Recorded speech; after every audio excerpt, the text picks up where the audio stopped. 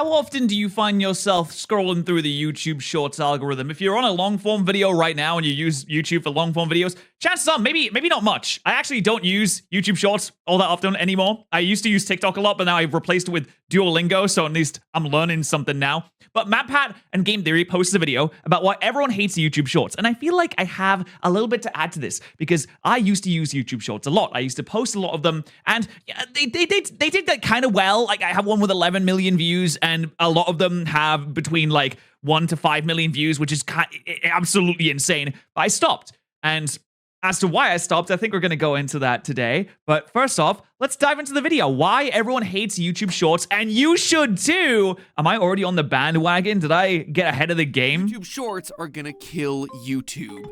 Okay, that is a crazy line to open with, but you gotta open with a bit of a banger, don't you? YouTube Shorts are gonna kill YouTube. Are they though? Are they gonna kill YouTube? Maybe. If everyone moved on to YouTube Shorts, I mean, they don't really make much money, and people stop watching long form, people stop watching a lot of advertisements and stuff like that. Well, maybe, because then they don't make as much money anymore. Who knows? Favorite creators are likely going down with it. I don't know. That's a big thing to say, though. Hello, We'll Internet. see. Welcome to Game Theory. We're Let's see if MatPat can back it up. at the end of the year, and that means one thing and one thing only. Our Everyone's posting videos in December because of the higher ad rates. Is that what he's gonna say? view of the digital video landscape. No, I had a totally different idea of what he was gonna say there. State of the union, if you will. Okay. What I did there, I made the Yeah. U of union into the U of YouTube. Yep, uh-huh. No, Yeah, no. That's pretty good, MatPat. That was a really good one. Please don't click off. I'm so sorry. I get it. The pun was really bad, but trust me, the stuff that we're going to be talking about today is too important to let a dumb joke like that just scare you off. You see, it's been a weird year on YouTube, my friends. To casual viewers, it probably seemed like business as usual, but under the hood, this year has been the single biggest year of upheaval the platform's ever seen. And This is true. I have changed my style of content and stuff like this more than I've ever have in any other year. It's been a crazy year, but you know what? It's actually worked out really well, and now we have pretty good things going on, and everyone seems to like what's happening. So big thumbs up for that, right? That's pretty good. It all has its roots in one word: Shorts. Shorts officially launched on YouTube at the end of 2020, and after a lukewarm intro on the platform, YouTube decided to just outright pay people to make them. No one really took them seriously still, which is why this year, in 2023, YouTube started pushing them hard. Now when you open your homepage on desktop, you see Shorts. When you open your phone to pick a video, oh, you've just randomly showed up in the Shorts feed. Sometimes when you're That's never happened for me. I'm gonna test this right now. If I open my YouTube app, I've never opened the YouTube app and it just gives me the Shorts feed. Okay, if I randomly open it, and where will it put me? Where will it put me? No, it just puts me in the homepage. Yeah, it just puts me on the homepage. That's pretty safe, to be honest. It's not on the short. Okay, what's the first short I get? The first short I get is a Baldur's Gate short, and then a Baldur's Gate short, and then there's Connor Sea Dog VA, and then there's a Pokemon one, and then there's Legal Eagle, and yeah, I mean, this is pretty round the mill. I don't really use this very often, though, so you're watching YouTube on the TV and it's like, here, would you like to watch a short on a TV with a totally different aspect ratio? Sure, why not? To creators, this no one's watching shorts on TV. Come on. Has had some devastating ripple effects. When you go to the homepage and suddenly 50% of the screen is dominated by short form video, it means your long form content gets shared less. At the top of the year, YouTube basically mandated that if you want your channel to continue to be successful, shorts have to be part of your video strategy. And I don't know if I agree with that. I've actually had a scenario where I think that shorts can hurt your long form videos. I feel like if you do a lot of shorts and that's what your subscribers subscribe for, I have a lot of subscribers that are on my main channel that just subscribe because I did shorts, which I don't do anymore. I haven't uploaded a short in months, and all of those subscribers kind of don't really watch. There are some that have continued to watch the videos, which is awesome and epic. There is an issue with relating your shorts with your long form, because if there's no relation between the two, if you subscribe for a short of some kind of variety and the long form is completely different, then people aren't going to watch it, obviously. That's kind of an issue when it's a format that takes time and effort to make, but basically earns you $0. I cannot overstate how these changes are currently devastating the mid-sized channels of YouTube. Oh, that's me. I'm the mid-sized. I think. Am I? It depends what you classify as mid-sized. Because big channels would be over 1 million, right? Or I guess, it depends on maybe the viewership.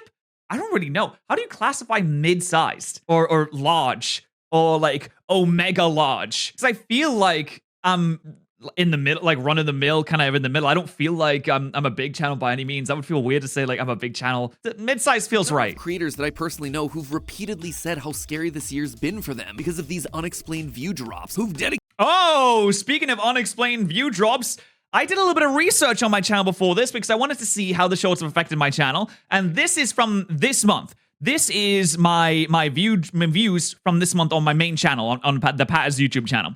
And you might think, oh my god, Pat, fall off of the century, it's Jova, you're done. There's no way you can possibly recover from this. You went from up here as 400,000 views a day to like 100,000 views a day. How will you ever recover? Have you filed for unemployment yet? Are you going to sell the house? But when you look at it a little bit closer, the only thing that's happened is I'm just getting less views on shorts. My most viewed content over this month was shorts from 6 months ago, which blows my mind. But they're still getting like hundreds of thousands of views, and people still seem to be enjoying those. The lowest one we go down to a long form down here is a ban one pick one with Luke, and it has 200,000 views.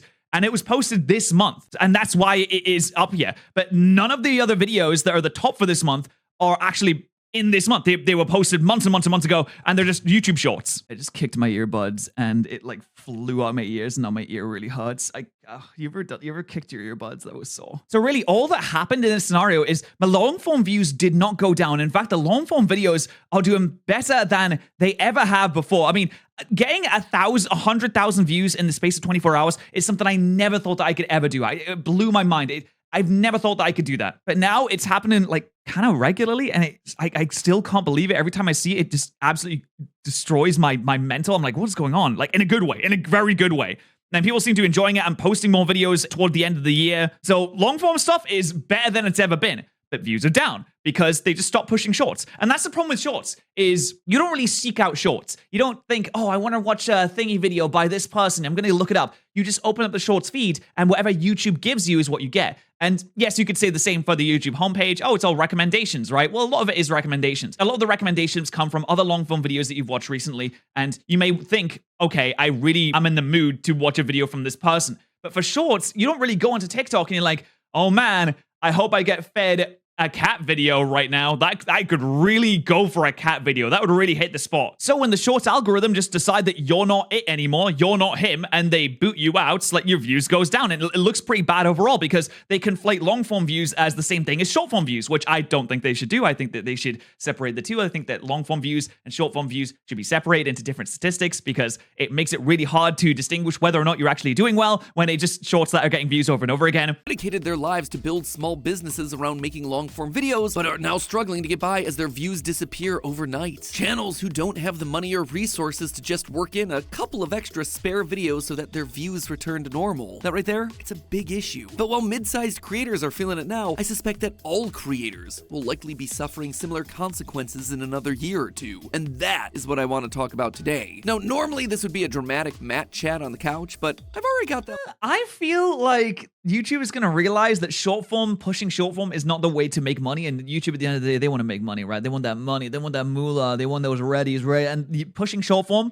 it's not really a good way to make money unless you also push people buying stuff. That's why you open TikTok, it's 7 ads, and they're all like, oh my god, I just found this new protein. You have to buy this new protein. You can buy it on the TikTok shop using my commission link. And I'm like, oh my god, this sucks. This is awful now. It's not even fun to watch. That one penciled in for January. So it's just PNG tuber MatPat today talking about the bigger issue here. Because I don't think people have truly thought through the long-term effects of this change. The forceful push into short-form content affects you as an audience, it affects the platform of YouTube, and honestly, it affects how all of us are engaging with videos, whether or not we realize it. And ironically enough, despite shorts exposing you to more creators than ever before, if things continue going down this path, I suspect that they'll be the thing that kills off the entire idea of being a creator in the first place. So let's just start by pulling off the band-aid early, friend. Yeah, they're not really wrong on that. It exposes you to more creators, but do you remember most of them?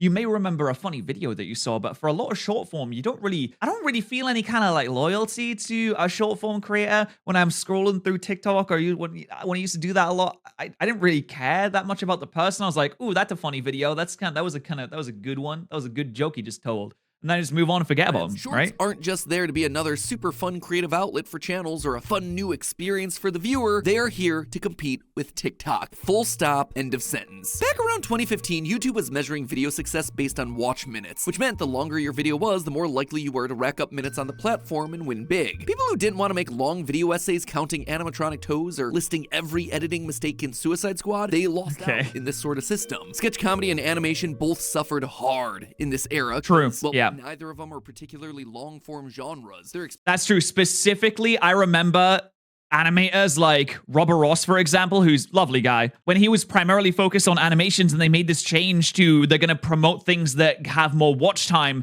He was struggling for a bit. Now he's doing amazing because he's found a way to work in the art in with his videos. He's bringing a lot of people on and he's thinking of creative ideas and ways to make animation long form, which is sick, and his videos are fantastic. But there was a lot of animators that struggled for a while, and it wasn't really a viable thing for you to do on YouTube as much anymore. Expensive to make, and they're which sucks because animators in general work so hard on their videos. It takes so long to animate a video and put it out there. I mean, you still have storytime animators like Odd Ones Now. You have Jaden Animations, of course. You've got Didus, etc., doing good things and great things. But there was a lot of animators that was really struggling. 20-minute periods. But you know who else was suffering during this era? The viewer. People who only had a few minutes at a time to watch videos between classes at school or during breaks at work. They couldn't do that using YouTube. It's not like you're sending your bestie a 25-minute video for the lols, which meant that there was a very clear gap in the marketplace. Am I the only one? No, I'm not the only one. I hate when people say, am I the only one? Am I a minority in the idea that I play videos and I start watching them and then I pause them when I need to do something else and then I come back to them? I have so many videos, like 30%, 50%, 70% of the way through. I haven't finished them because I'll just like lose interest and I'll go and do something else. And then I'll come back and be like, oh yeah, I was watching this video. And then I'll keep playing it. And then I'll pause it because I kind of get bored and I want to play like Baldur's Gate or something like that. And then I'll go away and then I'll make a video and then I'll do thumbnails and I'll stream and then I'll come back and be like, oh yeah, I was watching this video, and they come back to it later on.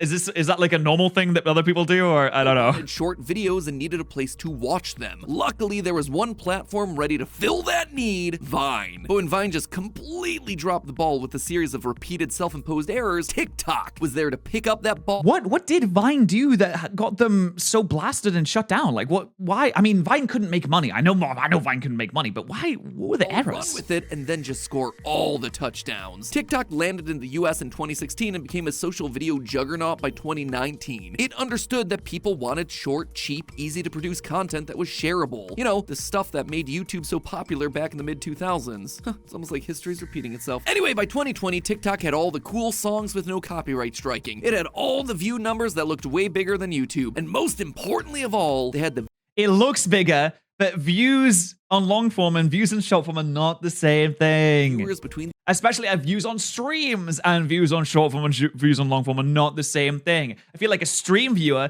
is more dedicated, they're more active, they want to be there, they want to be engaged more than a long form viewer who is also like pretty good, they want to be engaged, compared to a short form viewer that's like, boop, boop, boop, boop, boop, boop, boop, who cares? And then there's some people that might comment, like the comments to views ratio on these different types of content, like long form, short form, and streams are so big. Like, there's way more people that will comment on streams when they watch streams. And there's more people that will comment on long form videos compared to short form videos. In the ages of 13 and 18, the most important demographic on the planet for any social media platform. And you see, it's that last point that has YouTube so scared. If you're a viewer between the ages of 13 and 18, congratulations, you have the world's largest corporations all fighting for your attention. Why? Well, I want you to think back to some of the things that you were a big fan of in your life. The biggest movies, the best music artists, your favorite anime. When did you first become a fan of those? The truth is that you can become a fan of anything, anytime. I'm a huge believer in that. But statistically speaking, many of our most memorable fandoms emerge when we're teenagers. This isn't just because we're all so young and impressionable at that age either, there's actually a lot more science to it. There's a whole field of study dedicated to adolescent identity, so I'm just gonna be grazing the tip of the iceberg here, but the TLDR of all of it is that adolescent brains between 13 and 18 are working real hard at crafting a persona for themselves out of the vast universe of things they can be. That's true, and I definitely feel that adults at 20 and up are less ingratiated in being very passionate about certain fandoms than teenagers are, because you're just more passionate about everything at that age. Everything just hits a little bit harder, you know, when you have your first love and your first breakup. It just hits so much harder than emotions that you feel later on, because you're feeling everything for the first time, and it's all different. It's all new. It's all a new experience, and you remember that kind of stuff. So when you really like a content creator, you're like, oh, I really like this content creator. I'm going to kind of make this a little bit a part of my personality, which, who knows? I mean, it can help you make friends, but it can also be dangerous in some ways too. Really hard work, actually, which is why when we're teenagers, our brains compel us to do really cringy things, like going through weird style phases, deciding. Oh, true. Yeah, I was coming home on the metro today, on the wee metro train in my city, and there was some, I don't even know if they were teenagers. They looked like 12 years old, and they were playing the real Slim Shady on their phone, and they were rapping along with it in public, just in front of everyone. And I'm like, listen, sometimes I wish I had the courage of like a 13-year-old who just do whatever they want. They're like, no, this is sick. This is cool. This is brilliant.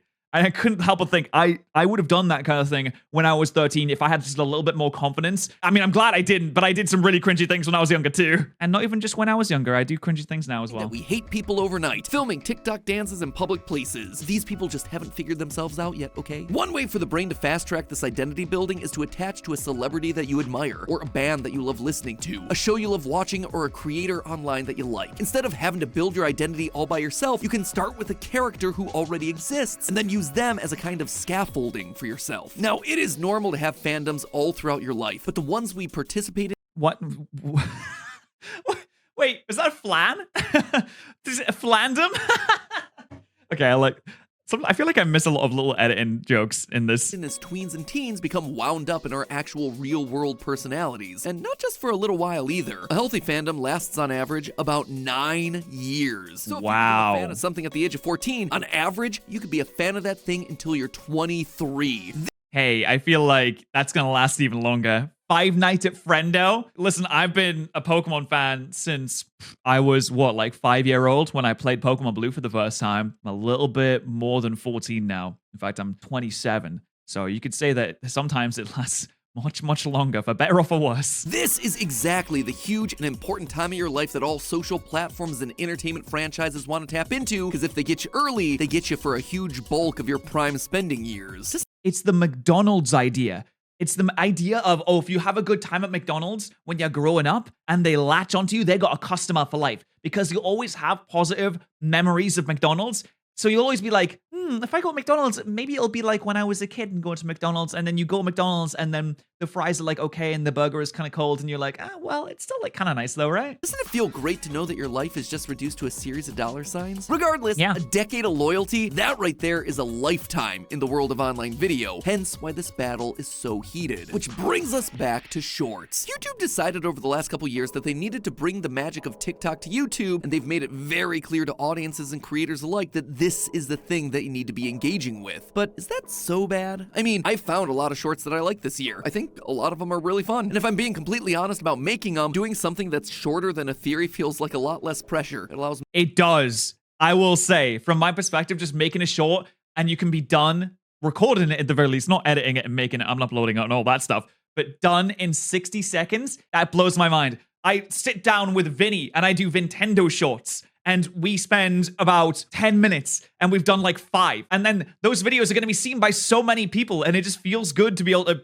you know, to put in less work. Me to loosen up a bit. It's given us the chance to explore lots of topics that I wouldn't get to do otherwise. So what is the big issue? Well, outside of the fact that they lose money, don't translate to long-term viewers, very expensive long-form content, and feel like a pay-to-win model on YouTube, it's that having them on YouTube changes the platform in a way that doesn't help viewers. Making YouTube more like TikTok, it isn't just about changing the length of the videos. TikTok and YouTube function totally differently. And when you try to turn one into the other, it is true. A lot that happens under the surface. Let me just take you through what I mean. At its core, TikTok, YouTube, the way that YouTube's built, YouTube wants to show you the same person over and over again. TikTok doesn't want to show you the same person over and over again. It wants you to show you the same kind of thing over and over again with a new person. That's what I found. I found that YouTube will always stick with showing you the same creators that you already like, that YouTube already knows that you like. But if you go into TikTok and you just flick through TikTok, you might see 100 creators in a TikTok session, because they're not necessarily dedicated to showing you the same people, because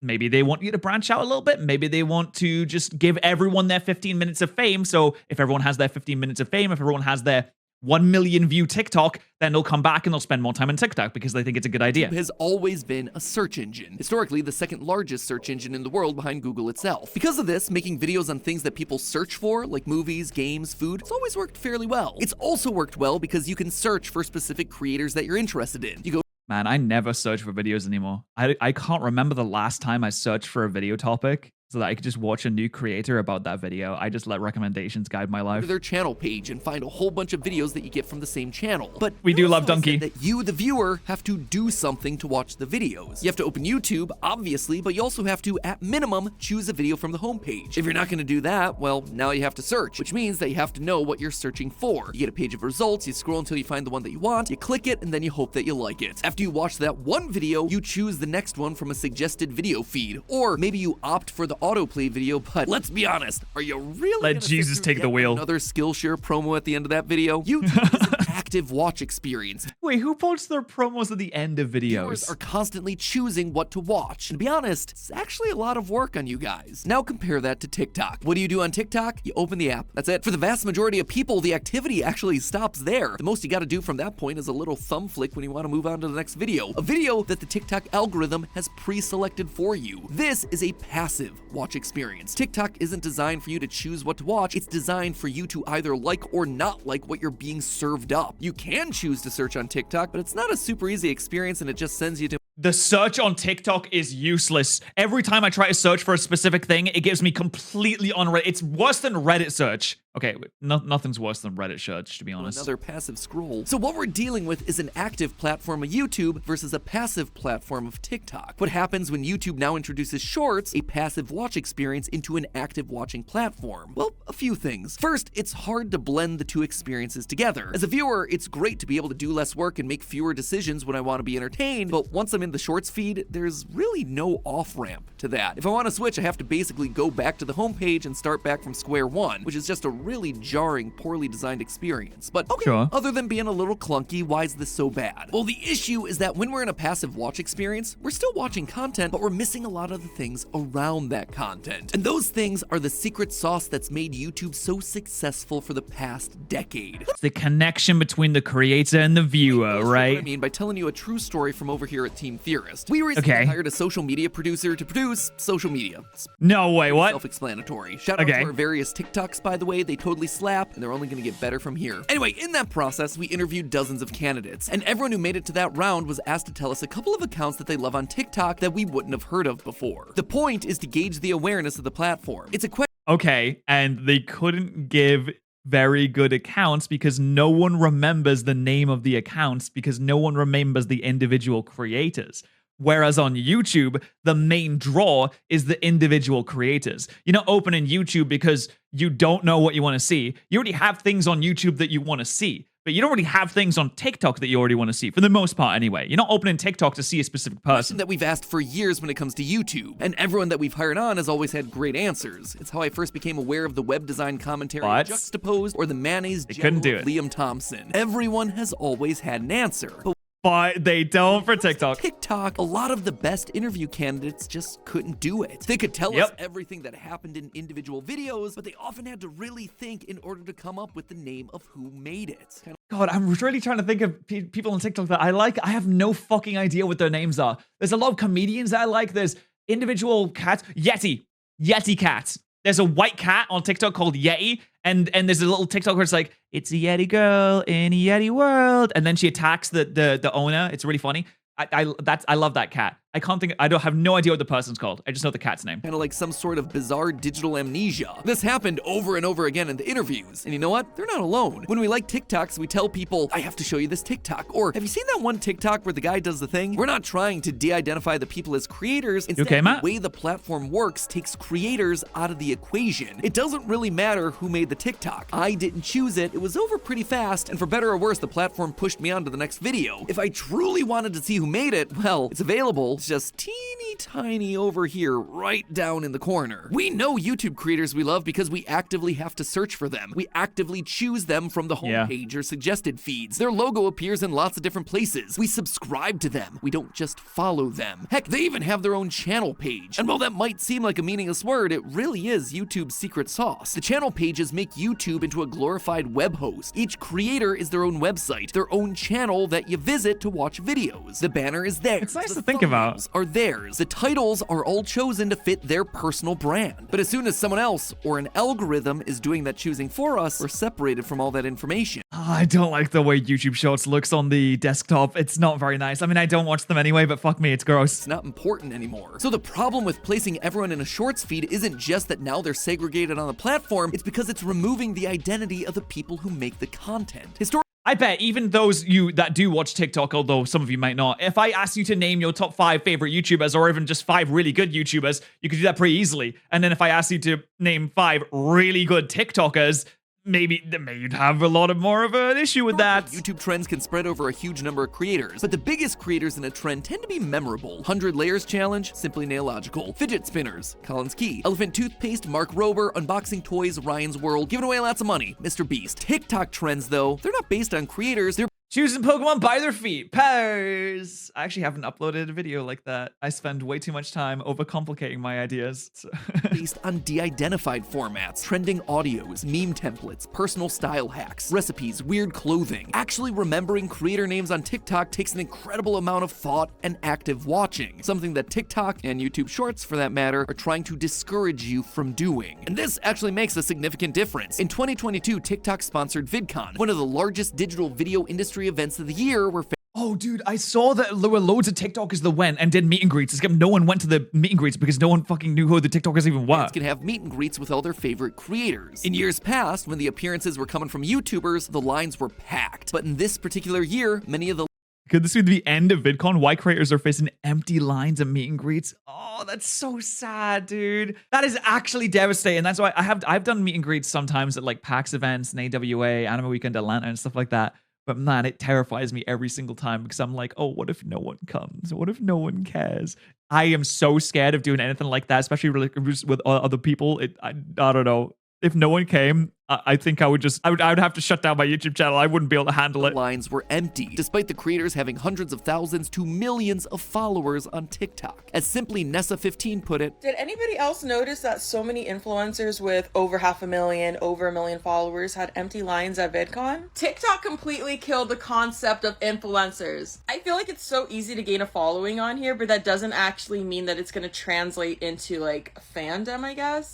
Well, followers on TikTok are useless because who goes onto the following tab on TikTok, really? I don't. I've never used the following tab on TikTok. I don't follow anyone on TikTok. I don't really use that much anymore, but I just use the For You tab. And I don't think it matters if you follow someone or not. Maybe they're more inclined to serve your video for someone you follow, but if you decide to just swipe past it, they're not going to serve you a video from that person anymore, regardless of whether you follow them or not. And that right there is the big point in all of this. Well, YouTube is busy winning back the 13 to 18 demographic from Oh, I see. You're saying that YouTube is going to kill itself by destroying the concept of influencers. But really, I feel like long-form video, at least from my point of view, is stronger than ever at this point. TikTok right now, the trade-off of those views could be steeper than anyone thinks. Remember what we talked about at the beginning of the episode about how those teen fandoms end up sticking with you for a long time? What happens when your platform doesn't foster those fandoms anymore? When you don't know who any of the creators are because you've never picked any of the videos that you're watching? When there's no channels with no communities around them? There's no people associated with the trends? It just becomes the scroll, the feed. Without fandoms and channel communities, YouTube can pull in all the viewers it wants, but it won't be making any new fans. In our social producer interviews, almost all the candidates said at one point or another, I'm a fan of TikTok, which sounds like a pretty normal thing to say, but think about that. Like, isn't it kind of weird? They're fans of the platform, not of any specific creator. When you talk about YouTube, it's because it's just the platform that gives you everything you want to see. But you don't know who's even making relatively rare to hear someone say, I'm a fan of YouTube, you know, the website. That's probably how it should be. I love this platform. platform. I've dedicated over a decade of Hey, I'm a my fan life of to it. YouTube. Listen, I spend all of my time watching YouTube. I don't really watch many shows or anything like that. I just watch YouTube videos. That's all I do. I got YouTube Premium. I just watch YouTube videos. That's my only subscription. I don't even have Netflix. I don't have a Hulu or anything like that. I've just got YouTube Premium. I just watch YouTube videos. That's it. I'm more a fan of the people who are on it. Right now, I'm a big fan of Max Fosh and Moist Critical. Steph is a fan of Caroline Winkler and the Dumb Dads. Real people doing real content that they deserve credit for. Being a fan of a platform, on the other hand, it's being a fan of a corporate entity, maybe at best a fan of an algorithm. Going back to our job candidates again, who have apparently now just become a bunch of unwitting test subjects, a huge proportion of them said unprompted, I'm a fan of TikTok, and it is super unhealthy. Or, I'm totally addicted to TikTok. It's definitely bad how much time I spend on there. Haha.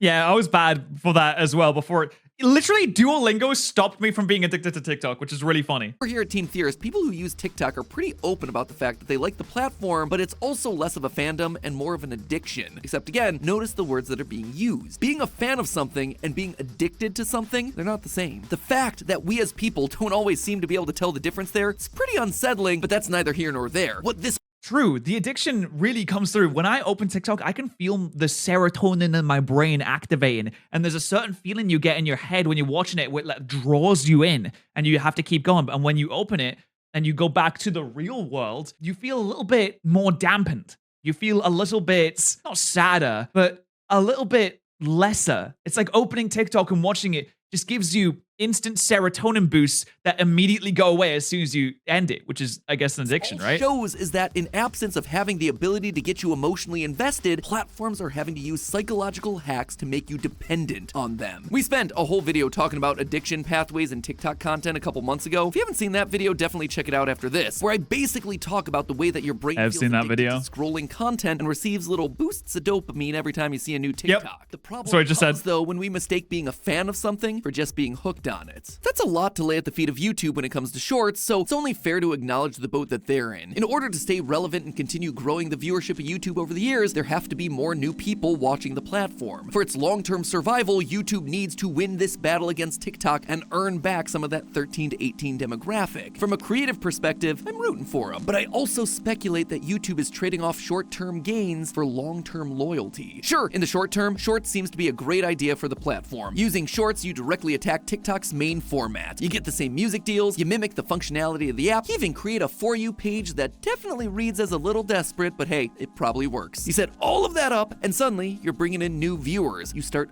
The For You page on YouTube Shorts is so much different than it is on TikTok. It's not the same. addicting them. You start training them to care less about individual creators. And you know what? At first glance, that seems like a big ol' win for YouTube. Guess what creators do? They get canceled. They burn mattresses in their yard. They make inappropriate statements, and then YouTube has to answer for all their problems to advertisers. Creators True, also stop yeah. uploading. They burn out. They take breaks, and they always inevitably go out of style. But you know what doesn't burn out? The scroll. The passive feed never stops updating. No one You'll never go out of style, Matt Pat. if one of the creators they've been scrolling past gets in trouble or does something bad because there's just another one behind them. Any problematic behavior gets erased because no one ever knew the creator's name in the first place. But the long-term picture is That's a sad way to think of it. Oh, never like anyone, just in case. Like, what if they do something less bad? rosy here. People don't develop fan relationships with a passive feed. They develop addictions to it. That doesn't bode all that well for the long-term health of TikTok and YouTube Shorts, for the people watching them or for the people making them. In the end, no one ends up winning. YouTube's secret sauce Everyone's when it gonna comes to die. content has always been its direct creator-to-viewer relationship and the ability to form deep communities that grow overnight and can last for years. When the scrolling stops, what's left are the channels and creators and shows that have made a difference in your life, who related to you in a way that was memorable, and who put you in the middle of a community of people where you felt like you belonged. Wherever you find that, or whatever platform that is, that's valid. And if you found it here, either this year or last year or 10 years ago, thank you. I cannot express to you just how important that's been to me as a creator, as a viewer, Oh, as a he's friend. being so As sweet. always, my friends, remember, it's just a theory. Oh, he said it. He said the thing.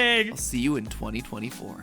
I like that video. You know, it's not as down in the dumps and sad as I thought it would be. There's a little bit of hope in here because realistically, I feel like long form is becoming more popular as well as short form, but maybe that's my own personal experiences, so it can be wrong potentially. But you can share your own personal experiences too. And I want you to personally experience some gamer subs, baby. Using code Patterrz, you can get delicious gamer subs, caffeine or caffeine free, less than $1 per serving, international shipping, of course. And you can save money with code Patterrz at gamer subs. You should definitely go and check that out. It's delicious. And if you want to see more of my dumb face, then you can always subscribe to this channel as well.